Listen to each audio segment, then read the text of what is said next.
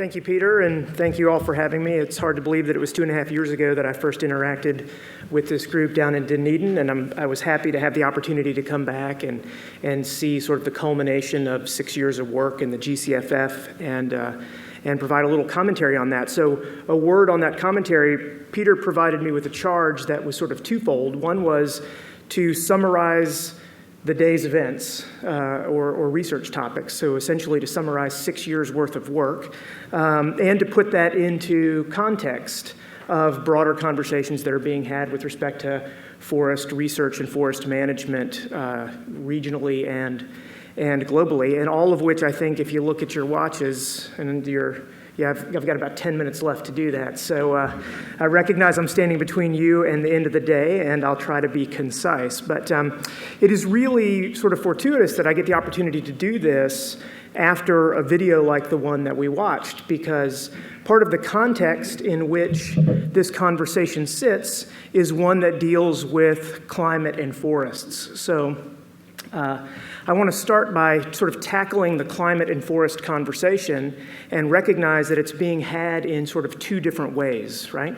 And the first bit is that the recognition that that forests are climate relevant, right? So there was a IPCC special report that was just put out last year that talks about all the potential mitigation strategies if we're going to avoid a 1.5 degree C warming of land surface temperature.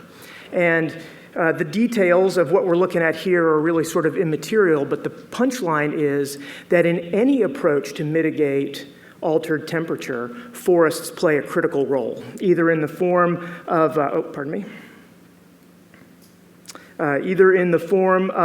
bioenergy with carbon capture and storage, or afforestation, decreases in deforestation, and a focus on sustainable forest management, right? So the relevance of forests in a climate context are clear. But there's a second part of that conversation that's also important, and that's that our forests need to be climate resilient. So we know that the demand for forest products has increased and will continue to increase. This is a little bit of data from the FAO. I know that these headers are a little bit small, but basically it's talking about sawwood production, panel production, paper, and roundwood production. Pick your favorite product class. The story is the same. The demand for forest products is increasing. At the same time, we're facing a highly dynamic environment, right? Climate change impacts are not only projected to occur, and here are some maps of New Zealand for temperature and precipitation changes that are modeled over the course of the next couple decades, but they're predicted to happen in regionally differentiated ways. So you can sort of look at this map, picture where you're from or where your estate is primarily located, and start to play out a scenario in your head about how much warmer, how much wetter, how much drier, and those types of things, right? So part of the context here then is to think about how we tackle the complexities of a climate scenario like that and the need to be able to produce fiber for a growing population. And in order to do that, I want to get back to something that Peter mentioned at the very beginning of the day, which is a systems sort of framework or systems context in which we want to think about how our forests behave. And so I want to do a little systems thinking 101 to sort of introduce the general concept.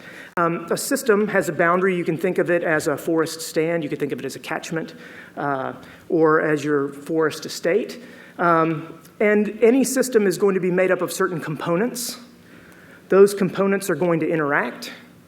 And collectively, that system is going to have a particular function. So an easy example would be to think about your car, right? You have a steering column, you have wheels, and you have an engine. Those are the components of the system. They interact to move you down the road, which is the function that we're talking about. We can think about our forests in much the same way. And when we think about a forest system, right, we can identify, and for convenience, I've lumped a couple things together here, components being the above-ground biology of the system. Largely, we're talking about our trees, the below-ground biology of the system, and then the soils or site characteristics that are largely abiotic in nature. And when we start to talk about forest systems and forest ecosystems, those functions are often what we refer to when we talk about ecosystem services.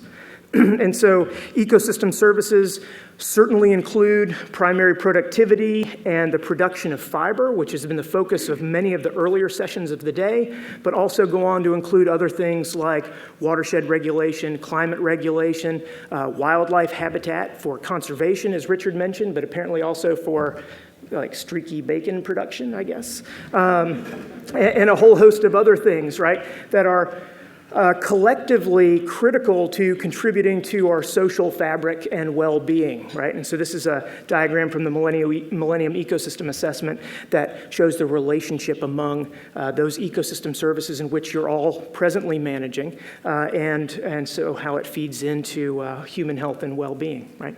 So what I want to do today, the summary part, is to take the entire day's worth of presentations, dump them out on a table, and sort of reassemble them in the context of what I'm talking about here. And I want to do it by first tackling the components of the system that we're talking about.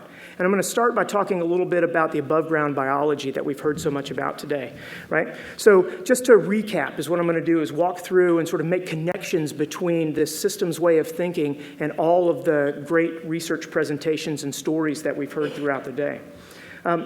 So when we think about above-ground biology, right, we've heard about that from scales that range from genes to organisms to stands to watersheds and all the way up to the entire forest estate of New Zealand. So it's a multi-scale endeavor when we're thinking about the biology of the above-ground resource. We've also talked about that today with respect to relationships within a particular organism, so just within radiata pine. We go back to Graham's presentation from earlier, where he was talking about foliar nutrient uptake at the leaf level. We also can go back and think a little bit about what John and Mike were talking about when we were thinking about relationships between density and branching or volume relationships and how that influences things like wood quality and value. And then we can also think about relationships about above-ground biology outside of just radiata pine, for example, and thinking about interactions among organisms. For example, we talked a little bit or heard a little bit today about Dothy resistance. I think Damien and Simeon both mentioned that. Right? So that's a way in which the GCFF is contributing very directly to understanding that critical system component. Similarly, we can move below ground, and we heard quite a bit today both about the plant side of things and about the microbial side of things. So Dave and John both mentioned issues of the competition index, so we can think about those roots that we saw pictures of, sort of duking it out for resources below ground, and I think Graham showed Liebig's barrel to you earlier today. That's sort of evocative of that below ground competition for resources. But we also heard about the microbial resource below ground. As Peter said at the beginning of the day, there's more than one genome in the forest. And so Sarah talked to us a little bit today about the composition of that microbial community, their activity, and particularly with respect to things like gene expression. So the GCFF has made significant contributions to understanding that component of the forest system as well. And then, of course, we have the abiotic set of considerations, particularly with respect to soil and site. We heard an awful lot today from Loretta and Graham when we think about carbon and nutrient stocks, their ratios, their availability, and then Amanda even alluded to interactions that are critical when we start to think about nitrogen dynamics and leaching in particular. And then we even started to hear a little bit today about soil and site relationships and the variability within that. I think Simeon showed us a map of stand-level variability and soil characteristics that, as a soil scientist, will keep me up at night for the rest of the week. And then, but also even at spatial scales of the entire country, right? Maxime, I think, mentioned that the soil survey base layer is a critical driver of a lot of the models that are being used presently. So the point here is that the GCFF has, I think, made very significant contributions to understanding all of these ecosystem components, but that alone is not enough. I promise Loretta was not a plant when she made her comment about the need to understand forest ecosystem interactions as well, right? Because I think we heard an awful lot about that today in addition, right? So when we think about the interactions between above ground and below ground biology, today we heard about carbon flow below ground, and Simeon and Sarah both touched on potential stimulatory effects on microbes moving from the above ground system to the below ground system, right? But then there are interaction effects between the above ground biology and below ground biology that go the other way as well, right? Where we think about microbes improving nutrient use efficiency, also conferring drought tolerance, and other sort of stress-related relief, right? Interactions between above ground and soils and site, right? This is the heart of the entire second session of the day, and the phenotyping platform itself. And of course, that's happening at multiple scales. Damien talked to us a little bit about soil and climate, right? And the impacts that has on wood properties. Then we move up from wood properties to the tree level that Dave provided us a perspective on there, and then all the way up to stand and landscape scales that Maxime was talking about, right? And of course, then this soil site and above ground productivity relationship is also at the heart of what we're talking about with the accelerator trials today, and fundamentally influences the carrying capacity conversation that John was talking about with a lot of those stocking curves that he was showing. And finally, we have this set of relationships between the abiotic component of our system and the below-ground biology. And we heard a little bit today from Sarah again about NIFH gene expression and how that's related to site nutrients, and ACC deaminase activity and how it's related to soil organic matter. So you can start to think about how variability in that soils component starts to influence variability in the expression and activity of that biological resource there, right? So it's precisely this kind of holistic and integrative understanding that is critical for our ability to look at the forest system and understand its role in the delivery of ecosystem services. And that is good and important. But to get back to where I started this conversation, I think it's particularly relevant when we start to look at the fact that we have external factors that are now beginning to act even more dynamically on how this system behaves, right? So in the context of those climate change scenarios, for example, we may ask ourselves, what impact is that going to have on ecosystem services? Right? Are we going to increase delivery of, decrease delivery of? Which directions are things going to head? And it's understanding our forest systems in this kind of systems way of thinking that allows us to start to answer that kind of question, and more importantly, perhaps even to make management recommendations or interventions that can mitigate those and help ensure the sustained delivery of the ecosystem services that we're so important in, or so interested in, right? And so I guess to sort of get close to wrapping up here, what I wanted to do is provide sort of an outsider's perspective on what I heard all day today and what I've come to learn of this group over the last few years, and that the GCFF is an impressive, integrative systems approach, just like I'm talking about here, that provides the information that is needed to better understand and manage New Zealand's forest estate for the sustained delivery of multiple ecosystem services in the face of a dynamic environment, right? So this systems way of thinking, the systems understanding is something that you've already made tremendous strides toward through the GCFF. But it's clearly not enough, right? There's always need for more information and work. And so I want to talk a little bit about potential ways forward. As Peter mentioned, I recently came back from the IUFRO World Congress in Curitiba, Brazil, where he and I co-organized a session on intensification within limits, increasing forest productivity without compromising ecosystem services. And coincidentally, this past summer, the Forest Productivity Cooperative, which is in the southeastern United States, where I'm from, just had a 50-year retrospective of all of the work that they've done, which is it's a industry, university, research cooperative that is very similar to all of the things that you all are engaged in.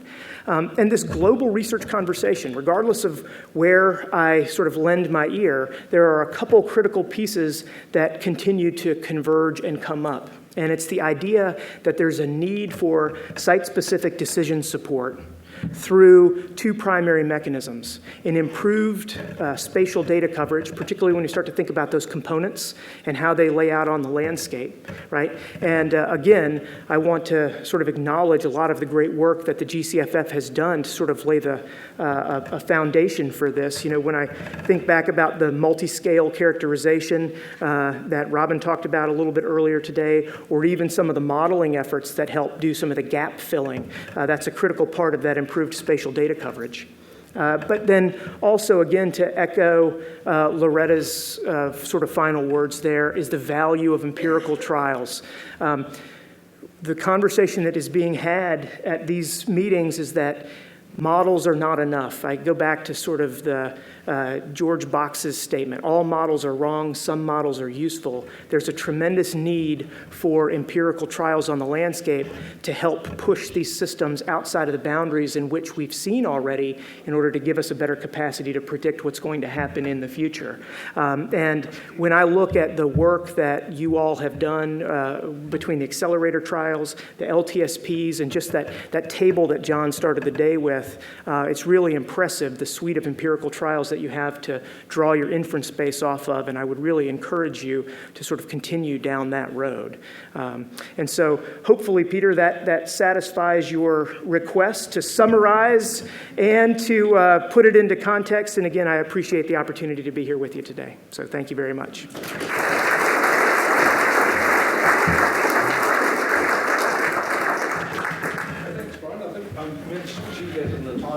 So excellent. Thank you for coming out here. Thank you very much. Brian's here tonight and tomorrow, so if you want to be here, please take up the opportunity. Just sort of a bit of advertising. Amanda mentioned the forest flows. Some people have been asking what next after the GCFF, so I've prepared a little...